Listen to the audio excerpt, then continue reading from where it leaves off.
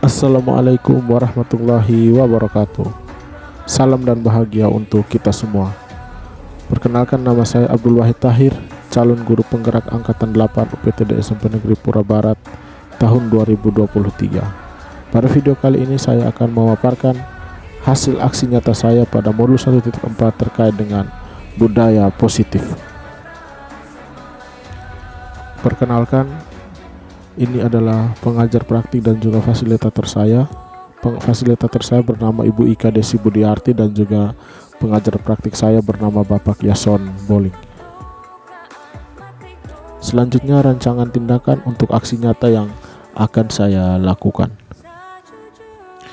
Yang pertama, latar belakang. Latar belakang yang mendasari aksi nyata budaya positif ini adalah di mana murid tidak suka dengan peraturan karena selama ini jika mereka melakukan pelanggaran, maka mereka akan mendapatkan hukuman dan akan cenderung mempermalukan dirinya akibat dari hukuman tersebut.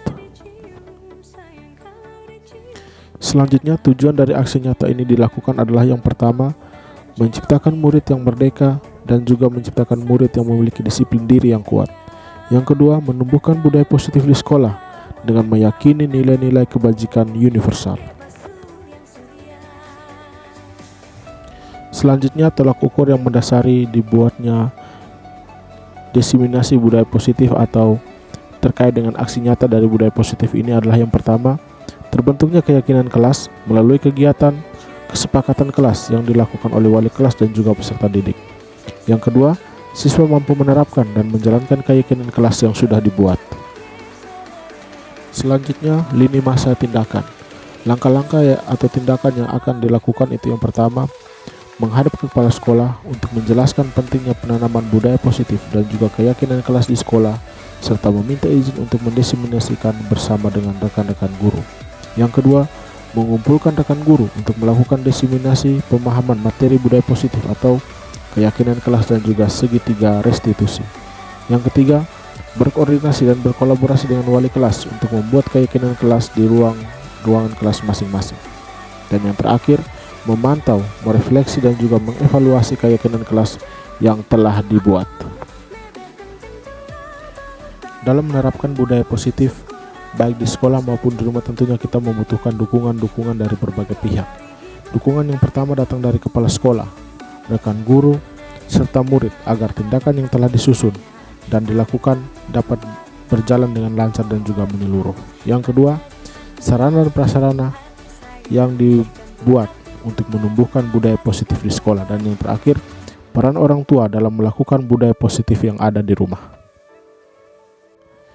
Berikut ini merupakan kegiatan diseminasi di sekolah mengenai pemahaman dan juga pengalaman budaya positif. Assalamualaikum warahmatullahi wabarakatuh. Salam sejahtera untuk kita semua. Yang saya hormati Ibu Wakil Kepala Sekolah dan juga teman-teman guru yang hari itu sudah bersepakat hadir untuk mengikuti aksi nyata yang saya lakukan, aksi nyata modul 1.4 terkait dengan budaya positif.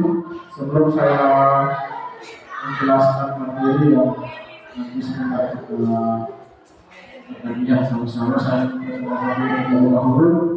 Nama saya Abdul Wahid Tahir, calon guru penggerak Angkatan 8. Kemudian yang ada di slide foto yang utama itu Ibu Ika Desi Budiarti sebagai fasilitator. Kemudian yang di ujung itu Bapak Yason Boling sebagai pengajar praktik yang kemarin sudah ada di sini untuk mendampingi saya pada pendampingan individu yang kedua. Dan juga sebelum kita masuk ke materi, terlebih dahulu saya menjelaskan terlebih dahulu materi yang akan kita sama-sama belajar pada hari ini. Di sini ada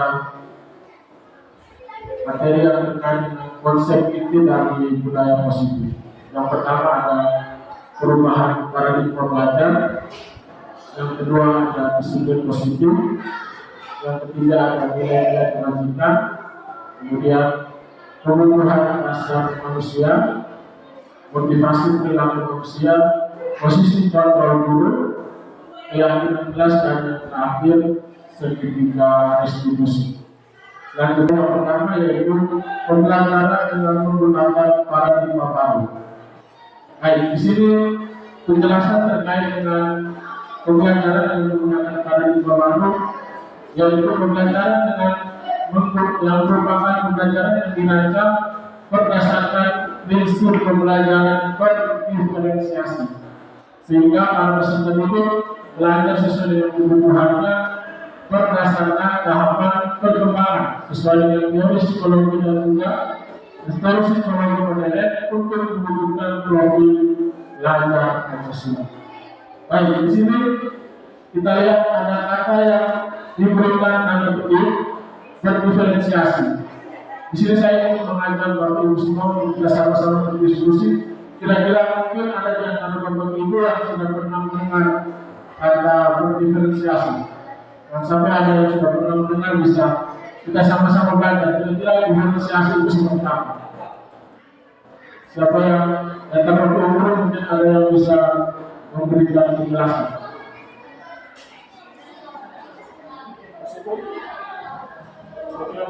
Pembelajaran berdiferensiasi.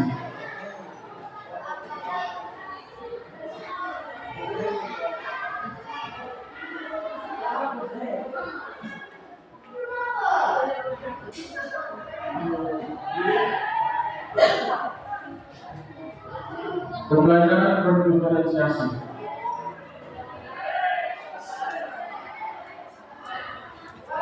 Ya, baik. Di sini kita lihat pembelajaran yang berdasarkan prinsip berdiferensiasi. Maksudnya di sini adalah pembelajaran yang berpihak kepada murid atau kepada siswa. Jadi pembelajaran yang kita lakukan dalam kelas, misalnya dulu kita hanya menggunakan metode ceramah atau mencatat dari awal sampai akhir. Pada kurikulum terbaru yang nanti akan kita belajar itu, kita dituntut untuk menerapkan pembelajaran berdiferensiasi, di mana kita dituntut untuk seluruh materi yang diajarkan itu dipusatkan kepada guru. Tidak lagi kita menjelaskan atau kita mencatat di bawah tulis, tetapi semuanya itu dibuat, kemudian dijelaskan dan disampaikan kepada murid, sehingga prinsip-prinsip yang ada dalam pembelajaran tersebut bisa tercapai, atau materi-materi yang ada dalam pembelajaran tersebut bisa dipahami dan bisa dimengerti lebih lagi oleh murid. Ketika dulu mungkin kita hanya memberikan catatan atau kita hanya membaca dari awal sampai akhir, itu mungkin tidak efektif atau memang tidak efektif, sehingga apa yang didapat murid itu nol atau tidak ada. Jadi pada kurikulum yang baru dengan menggunakan paradigma baru ini, kita dituntut untuk bisa menerapkan pembelajaran yang berdiferensiasi atau berpihak kepada murid. Kemudian di situ ada tahap perkembangan sesuai dengan teori psikologi modern untuk mewujudkan profil belajar Pancasila. Kita lihat di sini profil belajar Pancasila itu seperti apa. Ada pada gambar di bagian kanan profil semua. Di situ ada yang pertama, kita lihat di situ berkebinekaan global. Berkebinekaan global. Kemudian di situ ada beriman, bertakwa kepada Tuhan Yang Maha Esa dan berakhlak mulia. Kemudian ada mandiri. Kemudian ada bernalar kritis, bergotong royong, dan juga kreatif. Jadi pada kurikulum yang nanti akan kita pelajari atau yang nanti akan kita laksanakan di tahun ajaran ini, kita dituntut untuk bisa mewujudkan profil belajar Pancasila sesuai dengan tuntutan yang ada dalam kurikulum yang akan kita pakai nanti. Jadi di situ ada 6 nilai atau 6 poin yang harus dicapai oleh seorang pelajar Pancasila. Itu seperti dari kebinekaan, bergotong royong, dan lain sebagainya. Di sini terkait dengan miskonsepsi teori kontrol. Jadi ini ada sebuah gambar. Di situ ada sebuah gambar tentang seorang bisa diilustrasikan sebagai seorang guru yang mengajarkan pistol kepada muridnya. Di situ ada kita lihat penjelasan terkait dengan misconception tentang teori kontrol. Ilusi seorang guru mengontrol murid. Kemudian di situ ada juga ilusi bahwa semua perbuatan positif, efektif dan juga bermanfaat. Kemudian ilusi bahwa kritik dan membuat rasa bersalah mampu menguatkan karakter. Dan yang terakhir, ilusi bahwa orang dewasa berhak untuk memaksa. Jadi kita lihat di sini, ilusi bahwa guru itu mengontrol murid. Selama ini mungkin kita berpikir bahwa tugas kita itu memang mengontrol, tetapi kita mengontrol ini tidak sesuai atau tidak pas dengan kehendak yang ada pada anak. Kemudian yang berikut di situ ada ilusi bahwa kritik membuat rasa bersalah mampu menguatkan karakter. Ya, di sini juga kita mungkin di pembelajaran atau kegiatan kita sehari-hari di sekolah, mungkin kita sering membuat kritik atau mengucapkan kata-kata yang bisa membuat murid itu merasa bersalah terhadap apa yang sudah kita ucapkan. Kemudian ilusi bahwa seorang guru berhak untuk memaksa. Itu juga sama, kita mungkin sering memaksa murid untuk melakukan hal-hal yang mungkin tidak ia sukai, tapi harus dibuat atau harus dilakukan karena paksaan dari kita sebagai seorang guru. Baik, kita lihat di sini mengubah stimulus respon ke pendekatan teori kontrol. Kita lihat yang pertama, stimulus respon. Di situ ada realitas ataupun kebutuhan yang sama. Kemudian semua orang melihat hal yang sama. Kemudian yang ketiga, kita mencoba untuk mengubah orang agar berpandangan sama dengan kita. Kemudian yang selanjutnya, orang lain bisa mengontrol saya bisa mengontrol orang lain. Pemaksaan ada pada saat kunjungan tersebut gagal. Kemudian model berpikir menang kalah. Ya, kita lihat di sini stimulus respon yang biasa kita gunakan, terhadap anak-anak kita. Di situ ada yang pertama realitas terkait bahwa kebutuhan setiap murid itu sama, tapi pada dasarnya kebutuhan yang ada pada murid itu tidak sama, pasti berbeda. Kemudian semua orang melihat hal yang sama, dan seterusnya. Kita masuk ke yang kedua, yaitu teori kontrol. Teori kontrol di sini realitas atau kebutuhan kita berbeda. Berarti setiap anak memiliki kebutuhan yang berbeda, tidak sama. Kemudian setiap orang memiliki gambaran yang berbeda. Yang ketiga, kita berusaha memahami pandangan orang lain tentang dunia. Kemudian yang keempat, semua perilaku memiliki tujuan. Yang kelima, hanya Anda yang dapat mengontrol diri Anda. Kemudian Anda tidak bisa mengontrol orang lain. Selanjutnya, kolaborasi dan konsensus menciptakan pilihan-pilihan baru. Dan yang terakhir, model berpikir menang. Ya, berdasarkan teori kontrol atau pendekatan terkait dengan teori kontrol di sini, ketika kita melakukan pembelajaran di dalam kelas ataupun kita melakukan hal-hal yang ada di sekolah, kita harus menggunakan teori kontrol yang ada di bagian kanan. Kita tidak bisa menggunakan stimulus responnya, tetapi kita menggunakan teori kontrol yang ada. Misalnya, realitas bahwa kebutuhan kita berbeda. Seperti yang saya sampaikan tadi, memang di antara siswa-siswa itu memiliki kebutuhan yang berbeda-beda, tidak sama. Kemudian kita tidak berusaha memaksakan bahwa kebutuhan yang ada pada siswa itu harus sama. Selanjutnya, setiap orang memiliki gambaran yang berbeda atau pandangan yang berbeda pula. Kemudian kita berusaha memahami pandangan orang lain tentang dunia dan seterusnya. Yang paling penting adalah pada bagian terakhir, model berpikir menang-menang. Artinya di sini tidak ada yang merasa dirugikan dari apa yang sudah kita buat.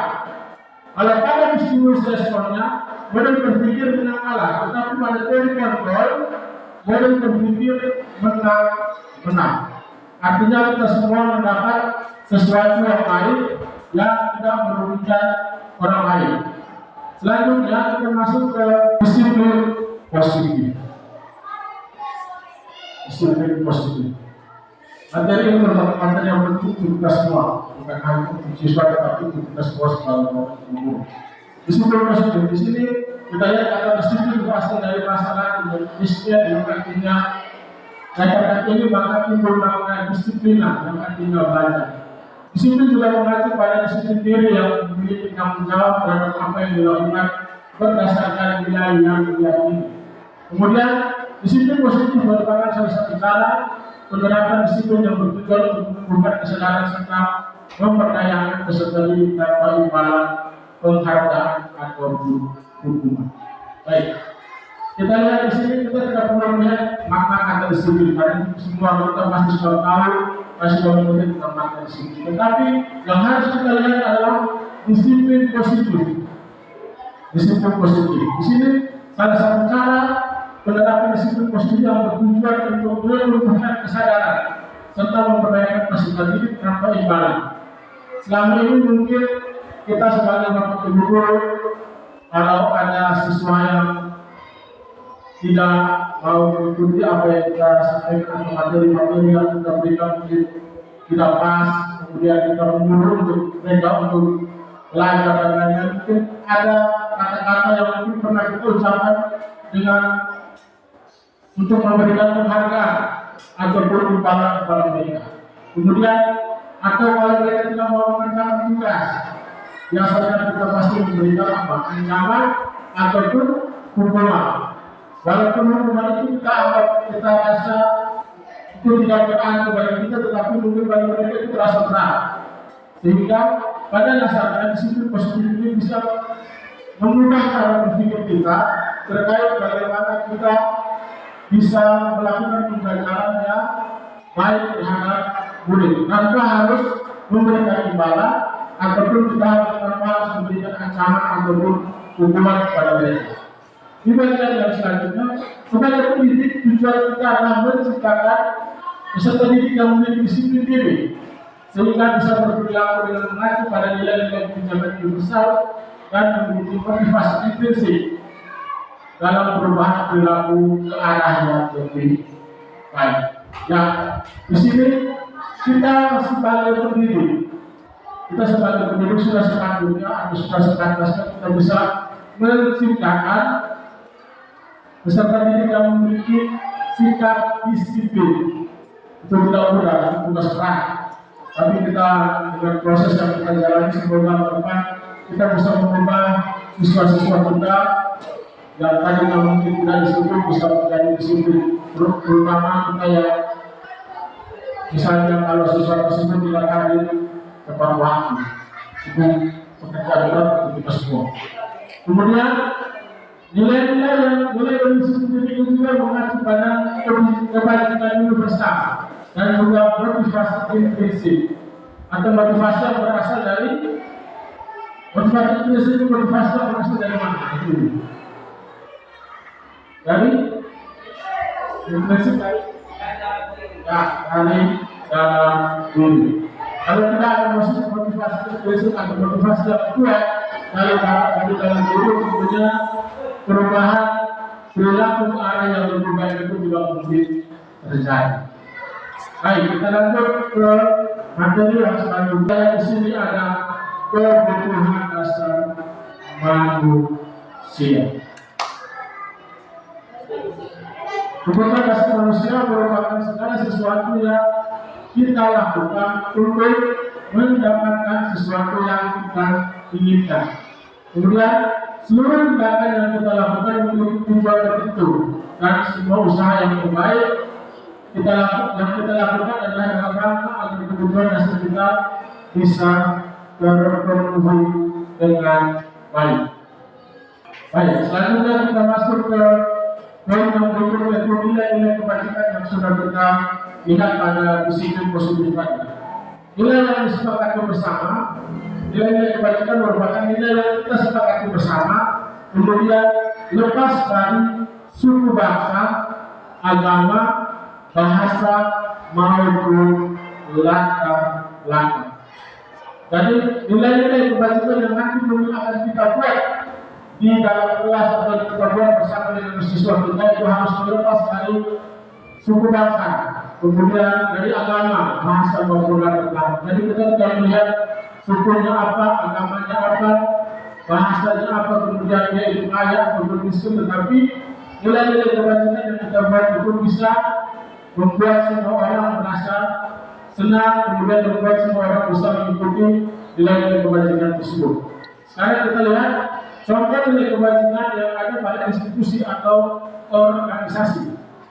Yang pertama, pada profil pelajar Pancasila.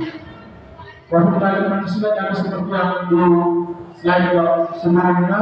Di situ ada nilai-nilai tentang perkembangan yaitu beriman dan bertakwa kepada Tuhan Yang Maha Esa, kemudian berakhlak mulia, berkebinekaan global, bergotong royong, mandiri, kreatif, dan juga berpengalaman kritis. Kemudian selanjutnya Ibo Libertas atau IPE. Kita lihat di situ nilai-nilai yang terkandung di dalam Ibo Libertas. Yang pertama rasa hormat, kemudian ada integritas, mandiri, menghargai, antusias, kemudian empati, pengetahuan, kreativitas, kerjasama, percaya diri dan juga komitmen. Pada poin yang kedua, pada Ibu pribadi ini pada dasarnya dirancang untuk membuat atau mendukung keterampilan, kemudian pengetahuan, kemudian sikap untuk menjadi pembelajar yang aktif dan juga mandiri seumur hidup. Kemudian yang ketiga nilai kebajikan yang ada pada institusi atau organisasi yang ketiga yaitu keterampilan untuk hidup atau life skill. Kita lihat nilai-nilai yang terdapat di dalam keterampilan hidup tersebut atau life skill tersebut. Yang pertama, dapat dipercaya, kemudian lurus hati, pendengar yang aktif, tidak merendah orang lain, dan juga memberikan yang terbaik dari diri. Selanjutnya kita masuk ke poin yang berikut yaitu 5 kebutuhan dasar manusia. 5 kebutuhan dasar manusia. Di sini ada bertahan hidup, kemudian kasih sayang dan juga rasa terima, kemudian penguasaan, kebebasan, dan yang terakhir adalah kesenangan. Baik, kita lihat dari yang pertama, bertahan hidup, kemudian kasih sayang dan rasa diterima, dan juga penguasaan. Kira-kira berdasarkan motivasi yang ada pada slide yang pertama dan slide sebelumnya, berdasarkan kebutuhan dasar manusia ini kita lihat bertahan hidup, kasih sayang, rasa diterima, dan penguasaan. Kira-kira kebutuhan dasar ini merupakan kebutuhan intrinsik atau eksklusif menurut Bapak Ibu semua. Yang pertama bertahan hidup, kasih sayang, rasa diterima, kemudian penguasaan. Kira-kira ini merupakan motivasi intrinsik atau motivasi eksklusif? Ya, intrinsik. Bertahan hidup, kasih sayang, rasa diterima, dan juga penguasaan merupakan motivasi intrinsik atau juga kebutuhan intrinsik yang ada pada manusia. Kita lihat bertahan hidup, makanan tentunya dibutuhkan oleh kita semua. Kemudian pakaian, tempat tinggal, kemudian ada keamanan, dan juga ada kesehatan. Kemudian selanjutnya kita lihat ada kasih sayang dan juga rasa diterima. Yang poin-poin yang ada pada kebutuhan yang kedua ini, rasa diterima, kemudian dipedulikan, berbagi, kerjasama, kemudian yang terakhir menjadi bagian dalam kelompok. Yang ketiga, penguasaan.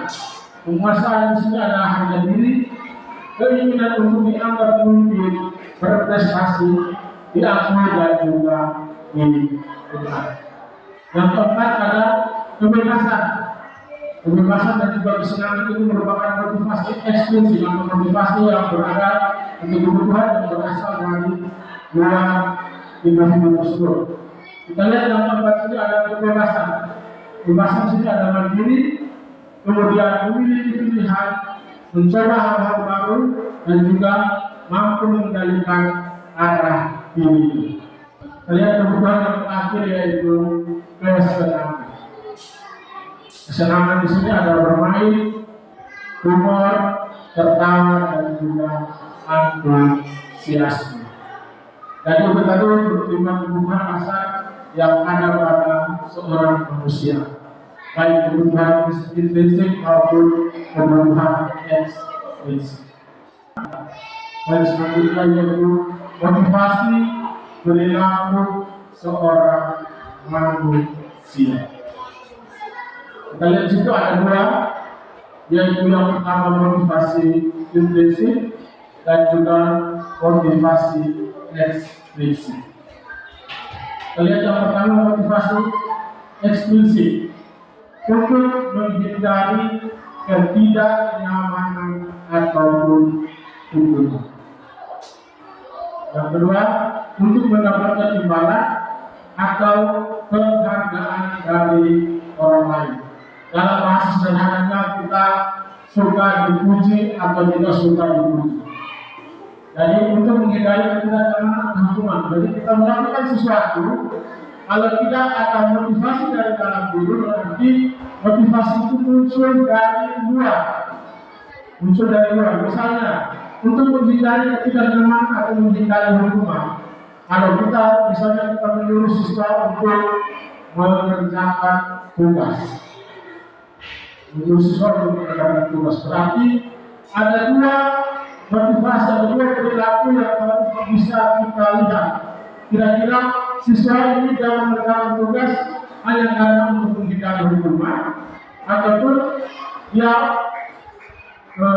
ingin menjadi diri sendiri dengan nilai-nilai yang terpercaya, ataupun dia ingin mendapatkan imbalan atau penghargaan, atau dia ingin dipuji oleh orang lain. Itu merupakan satu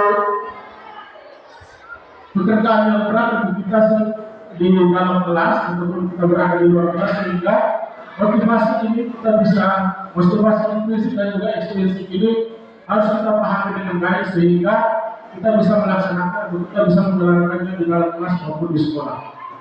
Kemudian selanjutnya kita lihat motivasi intrinsik atau motivasi yang berasal dari dalam diri kita.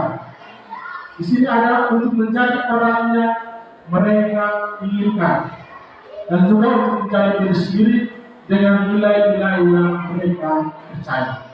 Berarti kalau kita menyuruh siswa mengerjakan tugas, kalau misalnya motivasi ekstrinsik yang tidak ada, berarti bisa jadi motivasi intrinsiknya lebih besar dibandingkan dengan motivasi ekstrinsik.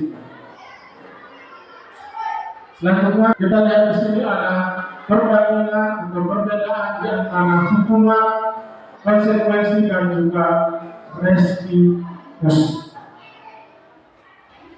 Kita lihat yang pertama, hukuman.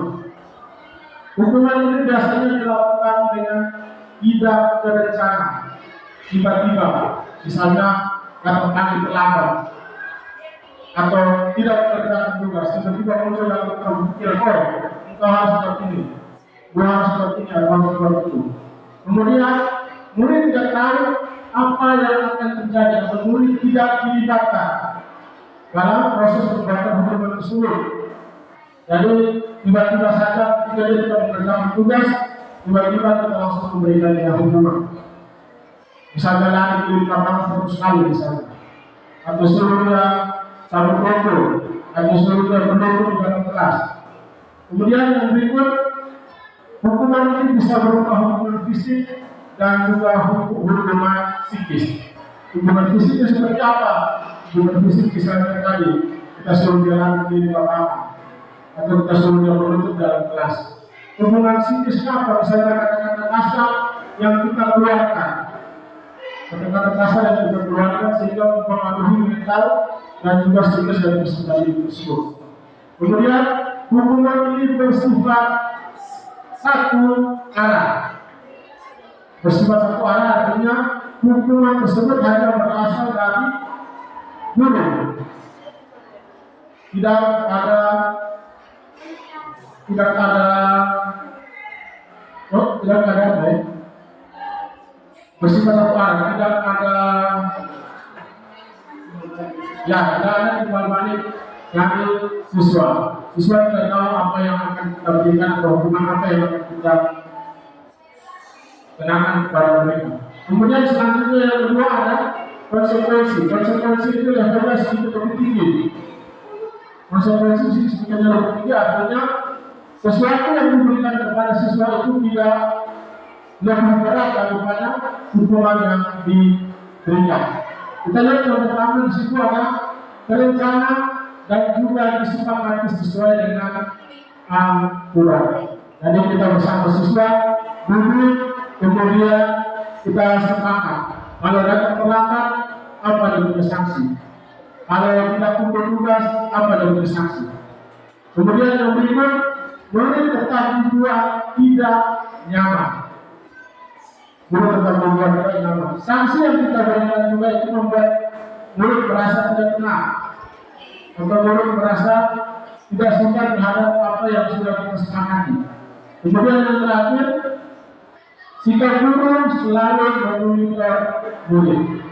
Ya, kita selalu memonitor atau kita selalu melihat atau memantau apa yang dilakukan oleh siswa atau apa yang dilakukan oleh siswa itu.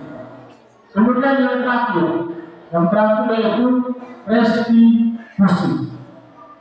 Restitusi levelnya juga sudah agak di atas, atau sudah lebih di atas daripada hukuman dan juga konsekuensi. Kita lihat di sini, poin yang pertama dari restitusi tersebut yaitu proses penciptaan kondisi bagi murid untuk memperbaiki kesalahan. Artinya apa? Ketika peserta didik tersebut membuat kesalahan, kita bisa memanggil kemudian menanyakan kira-kira mengapa sampai peserta didik tersebut membuat kesalahan. Kemudian kira-kira apa yang akan dilakukan untuk memperbaiki kesalahan yang sudah dibuat. Selanjutnya yaitu proses kolaborasi yang mengajarkan murid untuk mencari solusi atas persoalan yang sendiri. Artinya apa? Kita berkolaborasi dengan siswa, kita bertanya, kemudian kita mengidentifikasi kira-kira masalah apa yang dihadapi siswa tersebut, kemudian kita menanyakan kira-kira untuk mengatasi masalah tersebut solusi apa yang bisa diambil atau solusi apa yang dibuat oleh peserta tersebut untuk mengatasi masalah yang dihadapi. Jadi bukan kita lagi yang mengambil peran sebagai pengontrol atau mengambil peran untuk mengatasi masalah siswa, tapi siswa itu sendiri yang berperan untuk mengatasi atau mencari solusi atas persoalan yang dihadapi. Selanjutnya kita lihat di sini ada 5 posisi kontrol guru. Baik, di antara 5 posisi kontrol ini, kira-kira Bapak Ibu di sini berada pada posisi yang mana? Dan mulai ini, teman teman rasa bersalah teman bekerja. Di mana posisi kita sebagai seorang Bapak Ibu sampai dengan saat ini? Ya, rata-rata kita sebagai Bapak Ibu guru mengambil posisi kontrol yang pertama, yaitu sebagai apa? Guru. Kita lihat di sini 5 posisi kontrol. Yang pertama pemukul, kemudian pembuat merasa bersalah, kemudian ada teman, kemudian ada pemantau, dan yang terakhir adalah manajer. Jadi kita lihat kira-kira kita sudah berada pada posisi mana. Kemudian setelah kita melihat guru ini atau kita mempelajari posisi kontrol ini, kira-kira kita akan berada di mana nanti? Kita ada masih tetap sebagai pemukul atau masih sebagai membuat rasa bersalah atau sebagai teman, pemantau atau manajer. Itu semua kembali kepada kita untuk bagaimana kita bisa memahami posisi kontrol kita sebagai seorang guru agar siswa kita ketika mereka ada bersama dengan kita, mereka tidak merasa sebagai orang yang bersalah, tetapi mereka bisa merasa sebagai teman kita dan juga mereka bisa mengambil solusi atas persoalan yang mereka hadapi. Kita lihat, kita langsung masuk pada contoh. Kita masuk pada contoh. Di sini ada contoh penerapan 5 posisi kontrol kita sebagai seorang guru. Pada kasus ini, saya mengambil contoh kasus yaitu peserta didik yang tidak memakai atribut lengkap saat mengikuti upacara bendera.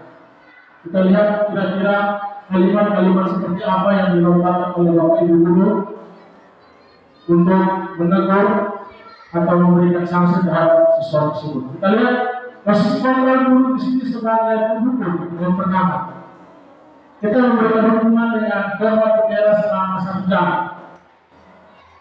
Kalau siswa tidak memakai atribut saat mengikuti upacara, hormat bendera selama 1 jam. Bisa juga kita suruh mereka lari keliling lapangan 100 kali atau keliling lapangan 5 kali.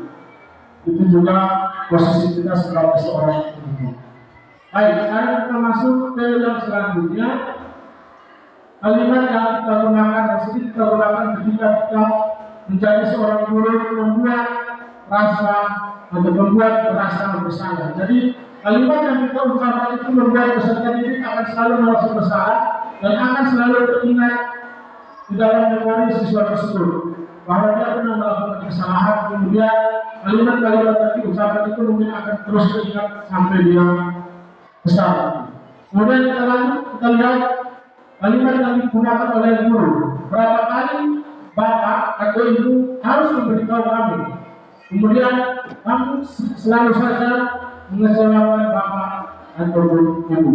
Jadi kalimat-kalimat ini sering kita pakai ketika kita memberikan sanksi kepada siswa tersebut. Ya, posisi kontrol yang selanjutnya yaitu kita sebagai teman. Di sini ada kata-kata yang sering kita ucapkan ketika kita akan memberikan sanksi atau kita mengambil siswa tersebut karena tidak mengikuti aturan yang sudah disepakati. Di situ, ayo dong kita ikuti aturan sekolah.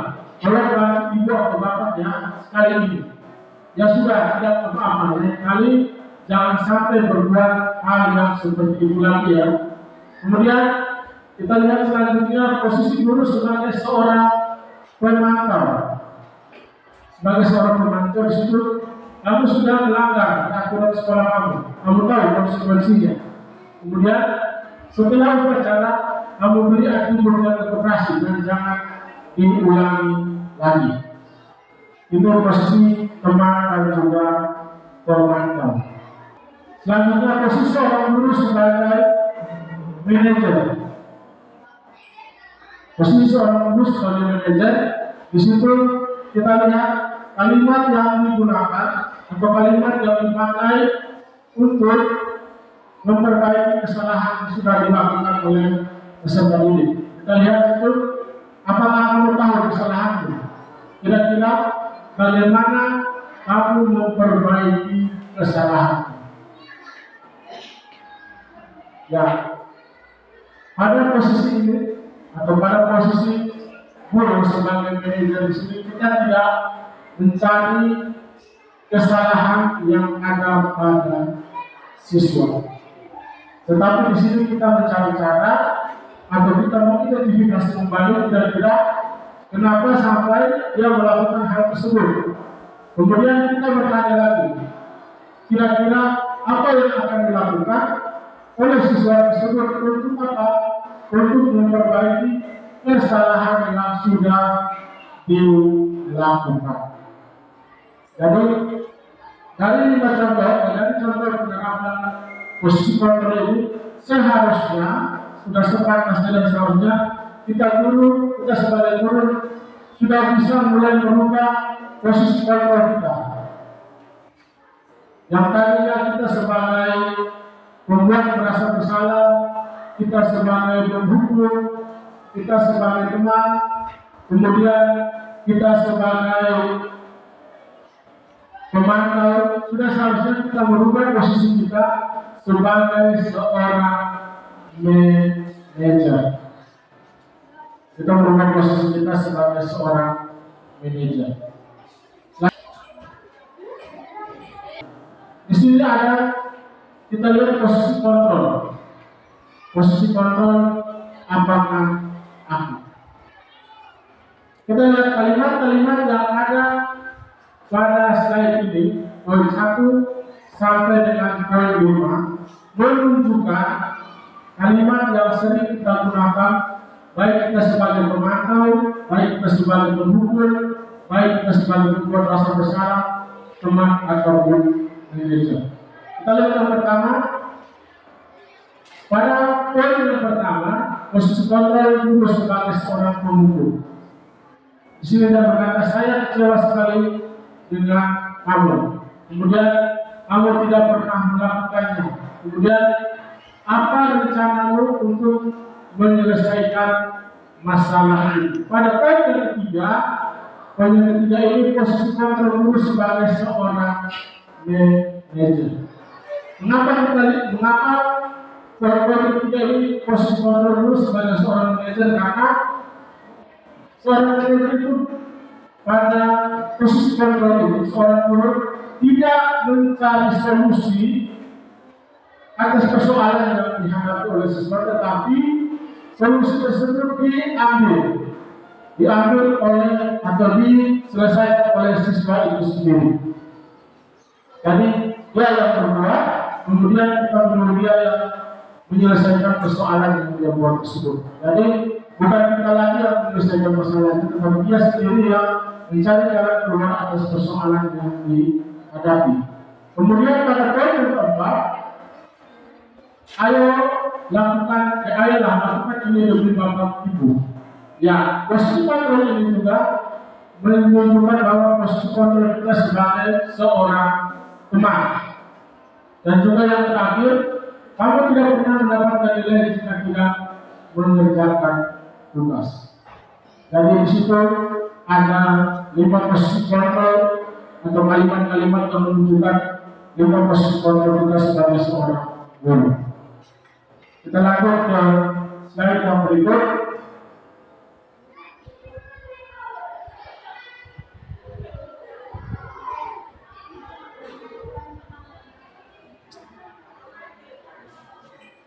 Ya, slide yang berikut terkait dengan keyakinan kelas. Baik, kita lihat pertanyaannya. Pertanyaan selanjutnya, mengapa kita memiliki peraturan tentang protokol kesehatan, yaitu penggunaan masker dan mencuci tangan setiap saat? Kira-kira apa keyakinan yang ada atau yang harus kita ambil dari pertanyaan ini? Mengapa kita harus mengikuti peraturan menggunakan masker dan mencuci tangan? Kira-kira untuk apa? Tapi itu jangan sampai ada yang tahu. Kira-kira untuk apa kita mencuci tangan dan juga menggunakan masker?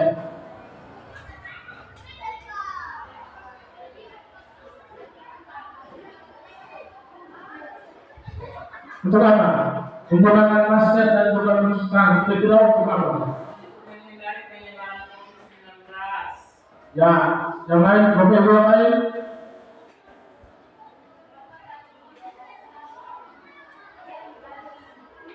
Baik, kita lihat mengapa kita memiliki peraturan tentang protokol kesehatan, yaitu penggunaan masker dan juga mencuci tangan setiap saat. Ada dua jawaban untuk menjawab pertanyaan ini. Kita lihat pertanyaan yang pertama.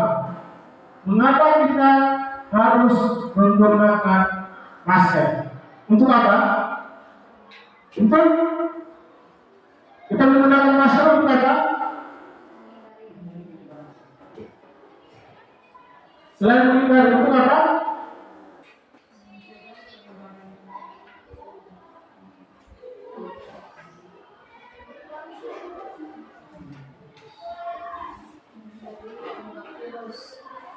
Baik, kita lihat. Mengapa kita harus menggunakan masker? Untuk menjaga kesehatan. Kemudian, bukan menjaga kesehatan, untuk menjaga keselamatan menggunakan masker. Kemudian mencuci tangan itu untuk menjaga kesehatan. Kita lihat dua kata kuncinya, keselamatan dan juga kesehatan. Dua kata ini adalah dua kata yang menjawab pertanyaan ini, kemudian dibuat menjadi sebuah keyakinan. Dibuat menjadi sebuah keyakinan. Lalu pertanyaan pertama, mengapa kita harus menggunakan masker? Agar kita selamat atau agar kita terhindar dari penyebaran COVID. Kemudian mengapa kita harus mencuci tangan? Untuk menjaga kesehatan.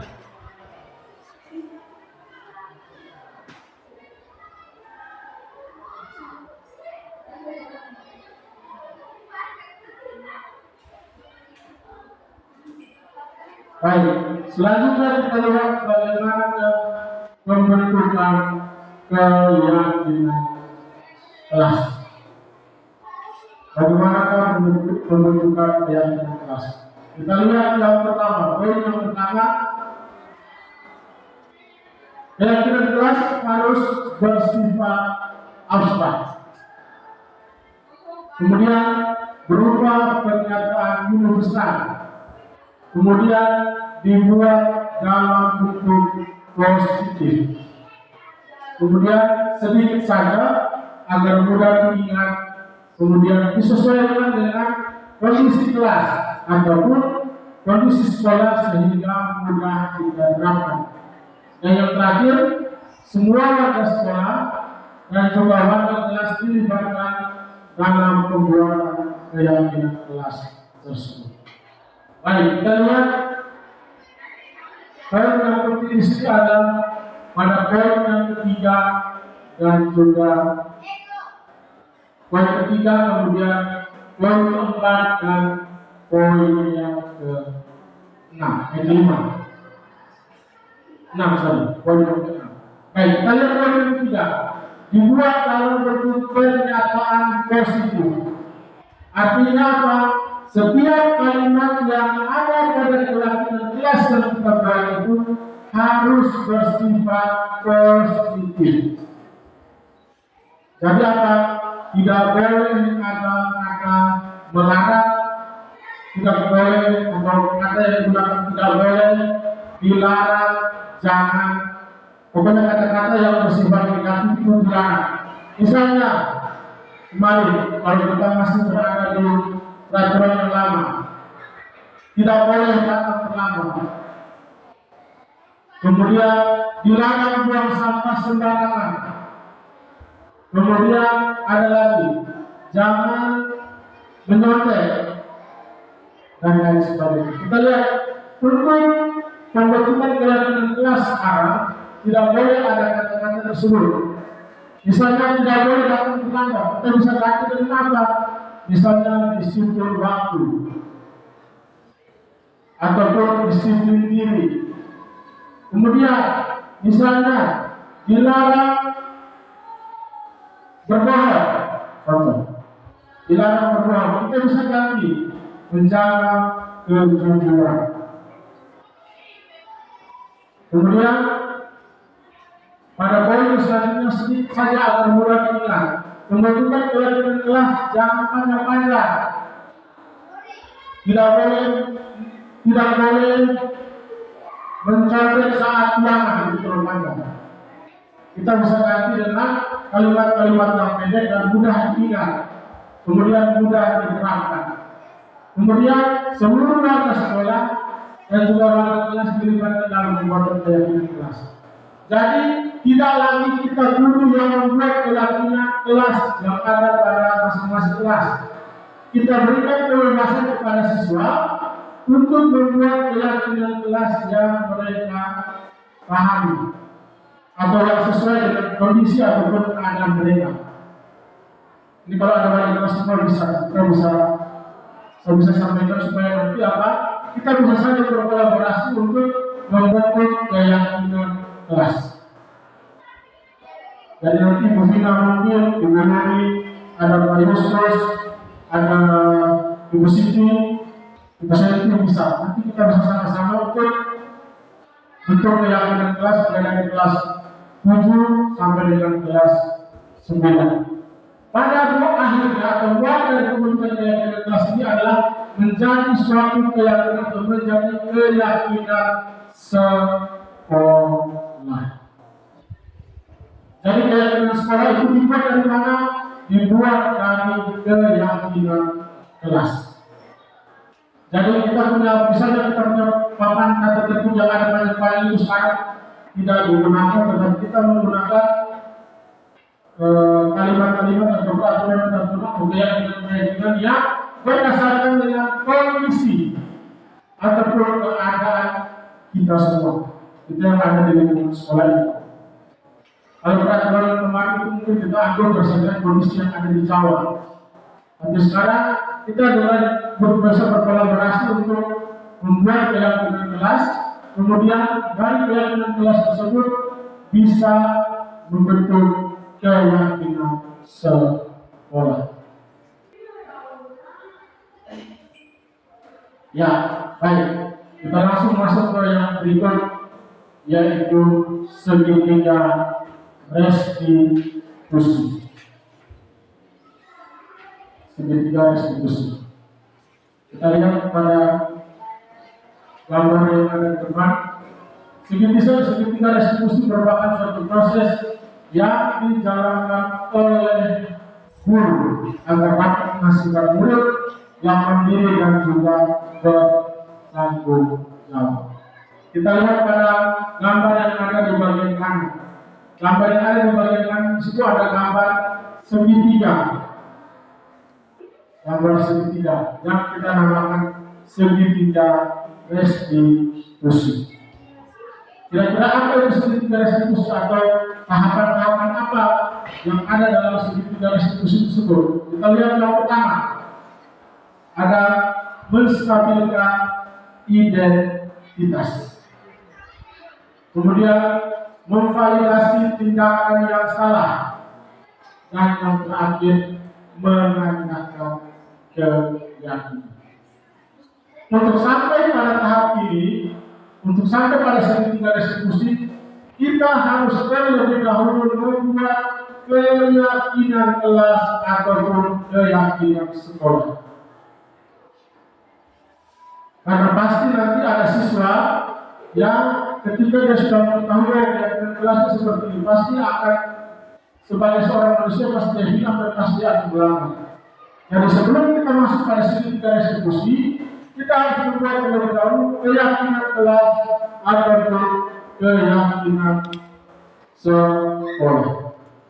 Kita lihat pada poin yang pertama, menstabilkan identitas.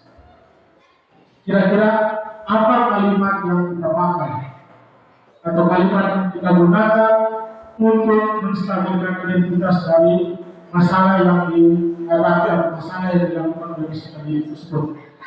Kita lihat yang pertama, setiap orang pasti pernah melakukan kesalahan. Kemudian yang kedua, kamu bukan satu-satunya yang pernah melakukan ini. Dua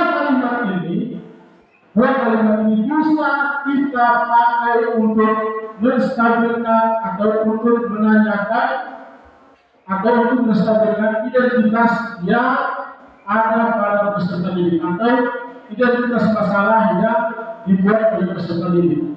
Jadi ketika kita memanggil peserta didik, kita tidak langsung menyalahkan bahwa engkau membuat kesalahan dan engkau harus langsung dihukum dan sebagainya. Tetapi kita memanggil peserta didik dengan menanyakan atau memberikan dorongan atau memberikan motivasi kepada dia bahwa setiap orang pasti pernah melakukan kesalahan.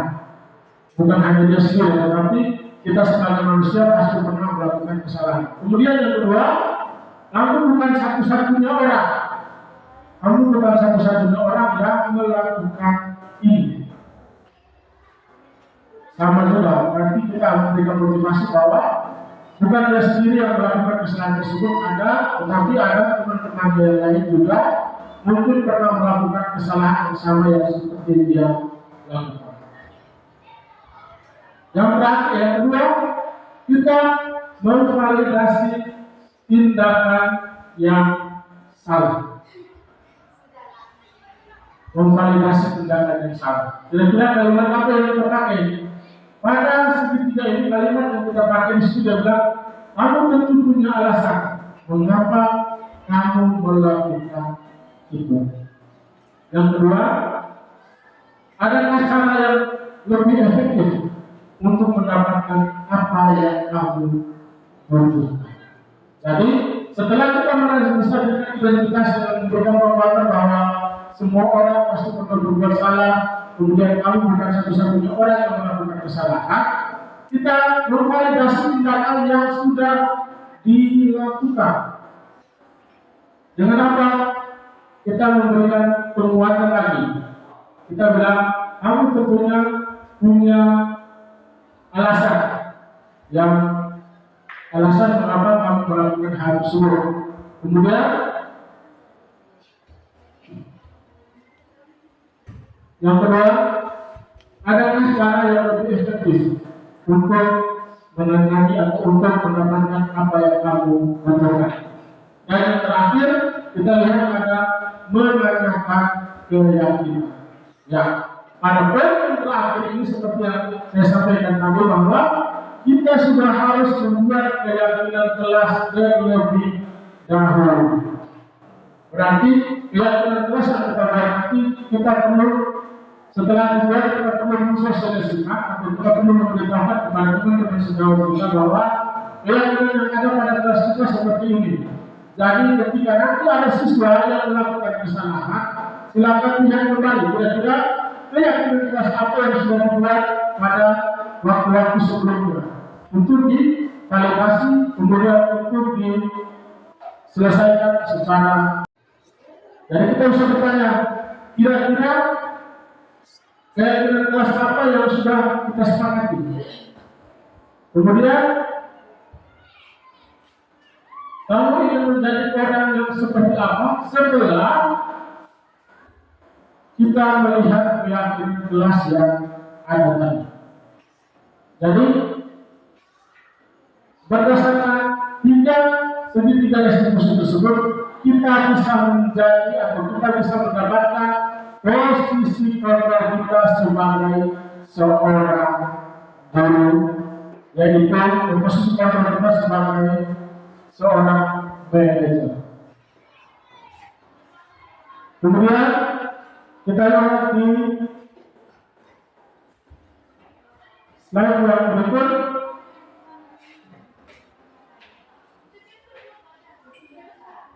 Ya, kita lihat yang pertama, menstabilkan identitas. Menstabilkan identitas. Di sini berdasarkan prinsip yang ada, atau prinsip menstabilkan identitas tersebut, kita bisa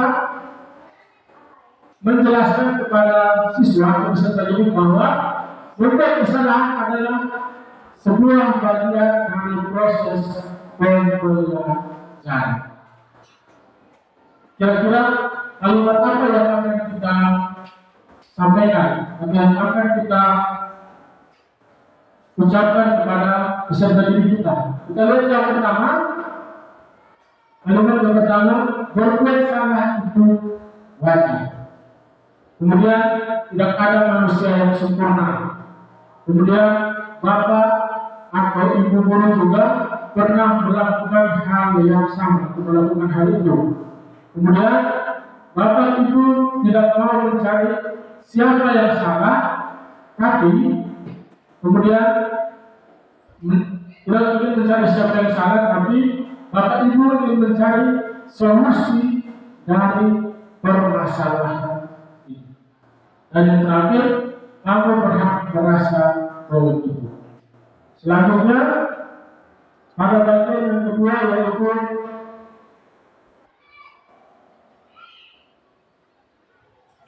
memvalidasi tindakan yang salah.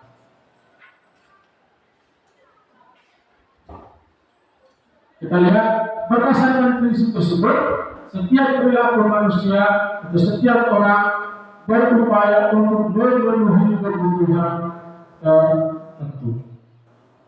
Kita lihat yang pertama, kalimat yang kita bisa pakai atau kita gunakan untuk memvalidasi tindakan yang salah dari peserta didik. Yang pertama, kamu pasti punya alasan melakukan hal itu. Kemudian, padahal kamu bisa melakukan hal yang lebih baik dari ini. Kemudian, kamu patut bangga karena telah melindungi sesuatu yang penting buat kamu. Dan yang terakhir, kamu melakukannya karena mempertahankan sesuatu yang penting bagi. Jadi kalimat-kalimat ini bisa kita pakai ketika kita akan menyelesaikan masalah yang dihadapi oleh peserta didik. Dengan menggunakan kalimat-kalimat yang tidak membuat siswa tersebut merasa bersalah atau membuat peserta didik tersebut merasa dihukum, tetapi kita membuat kalimat atau memberikan penguatan dengan menggunakan kalimat-kalimat yang bisa membuat siswa tersebut merasa tidak dihukum, merasa tidak dijadikan sebagai objek penghukum dan lain sebagainya. Selanjutnya kita lihat di bagian yang terakhir, yaitu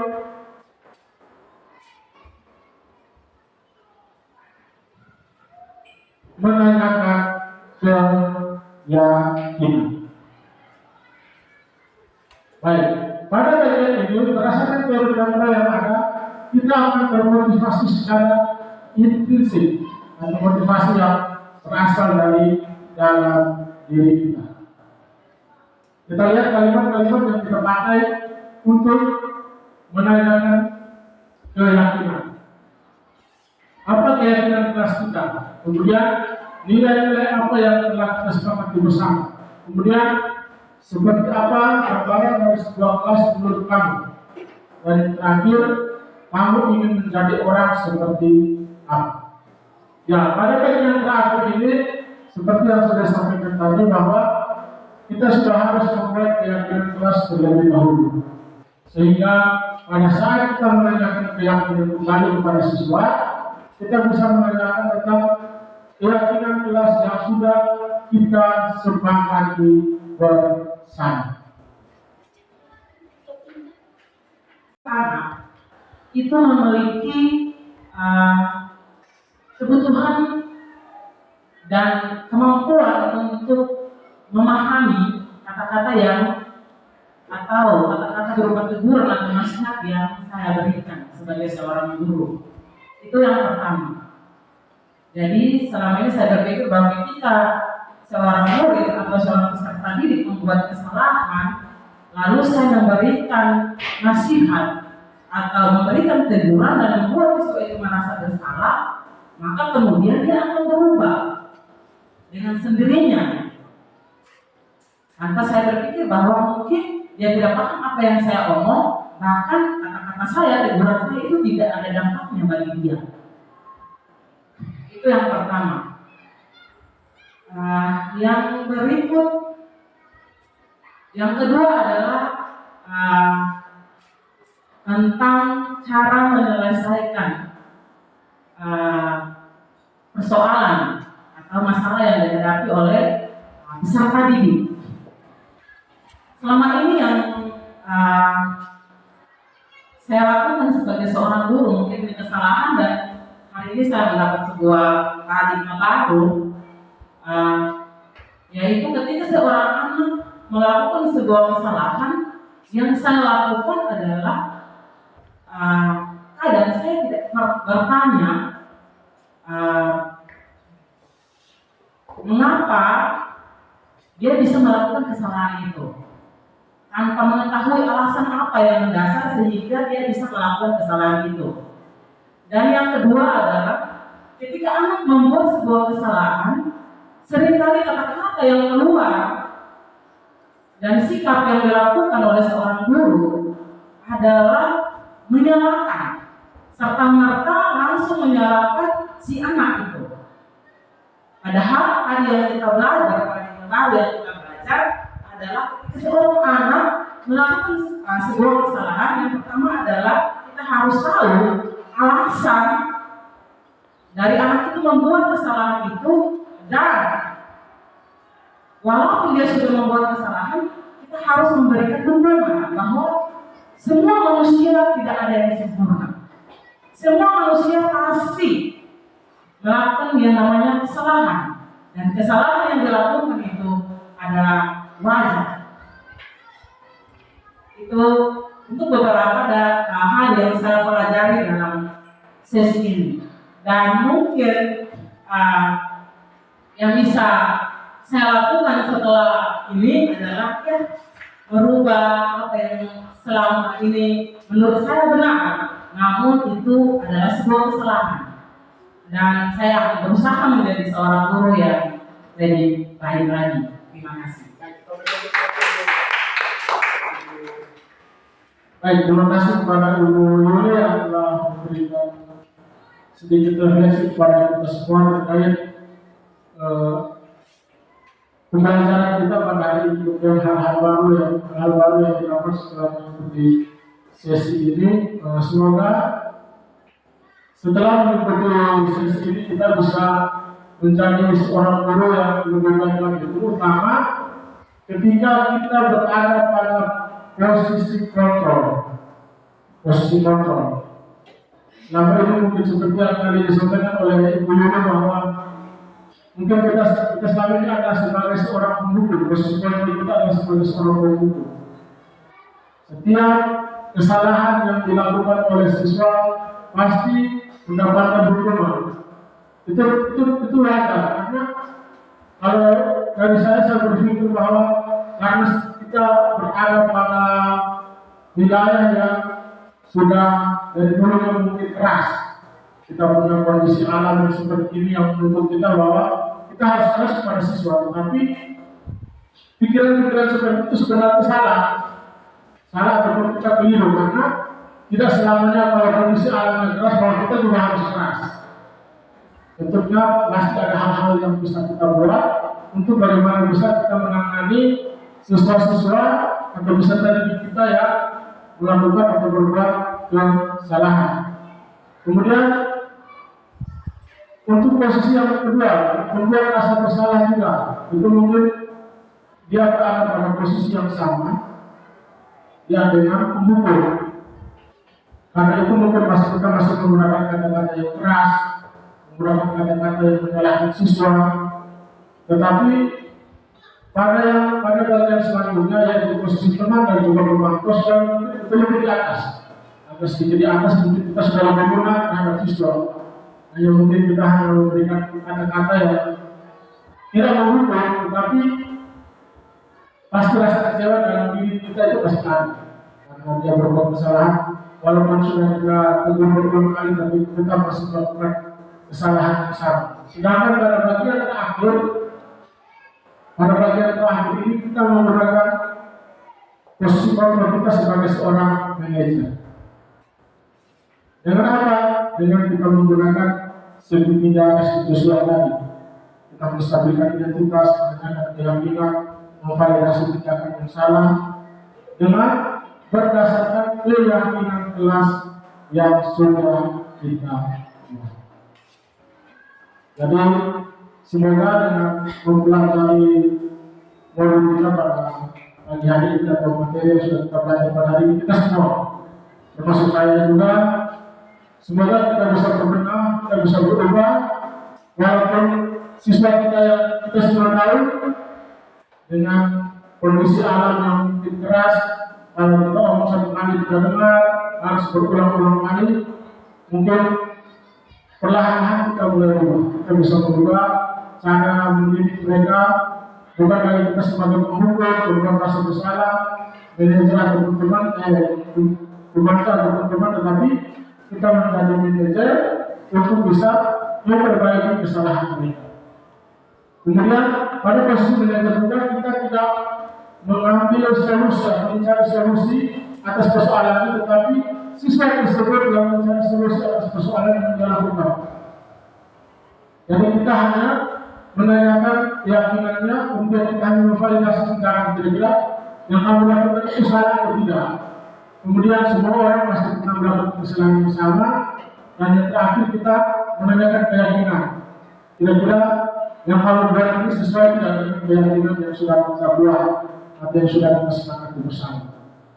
Jadi, yang paling penting adalah pada bagian keahlian itu sendiri oleh institusi, karena kita di sekolah ini pasti siswa pasti akan terus menerus membuat persoalan, membuat masalah yang mungkin akan membuat kita jengkel, kita marah dan lain-lain.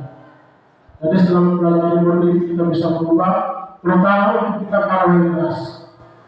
Wali kelas kita punya tugas berat, tidak gampang. Saya juga selama ini mungkin saya santai, tetapi setelah dengan mengikuti kegiatan ini, saya merasa bahwa kita punya tugas sebagai wali kelas itu berat. Kita harus setiap saat harus, bukan kita masuk kelas dan guru karena siswa, tetapi setiap saat kita harus melihat siswa punya keberadaan di lingkungan sekolah ini. Ya ada bikin apa, ya ada buat apa yang dia buat kesalahan benar itu kita harus perhatikan. Sehingga nanti kita bisa berkolaborasi, bisa bekerja sama untuk membentuk keyakinan. Jadi saya berharap untuk para wali kelas, untuk wali kelas, nanti kita bisa berkolaborasi. Kalau memang masih ada hal yang tidak ini, kita bisa sama-sama belajar. Saya di sini juga belajar, bukan saya belajar untuk mau ajak bapak ibu semua, tidak.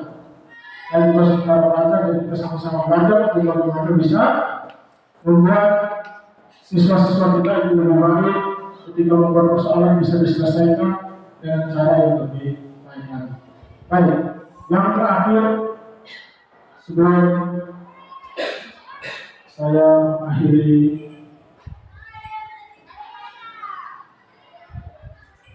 sebelum saya mengakhiri pemaparan saya terkait dengan budaya positif pada hari ini, ada satu quotes, ada satu kebebasan yang lebih tinggi daripada kebebasan politik, yaitu kebebasan untuk memilih cara sendiri, kebebasan untuk memilih cara hidup yang dibenarkan oleh hati nurani dan juga kebijaksanaan. Dihajar Tuhan, bukan saya ngomong, ada Tuhan itu.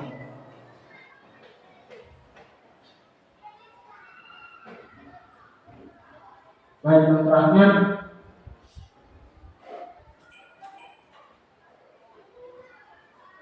sekian, terima kasih. Salam guru.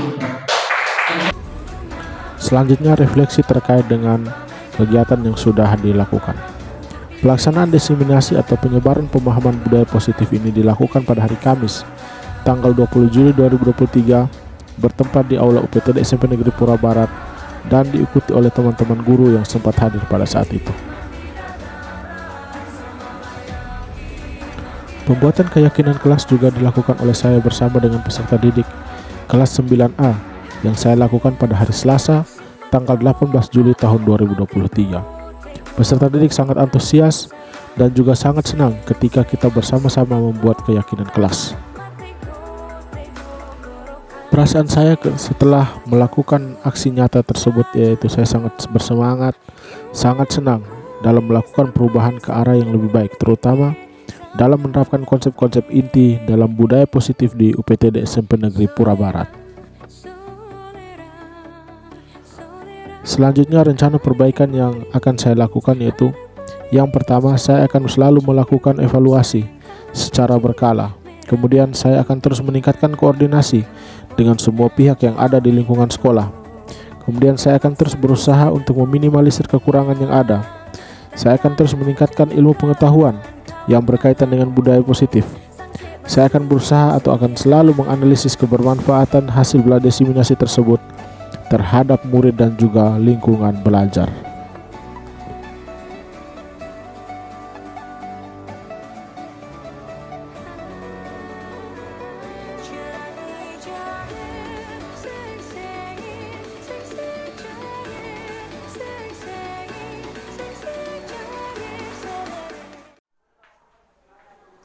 Terima kasih atas waktu dan kesempatan yang diberikan kepada saya. Saya akan menyampaikan perasaan saya tentang aksi nyata yang sudah dilakukan.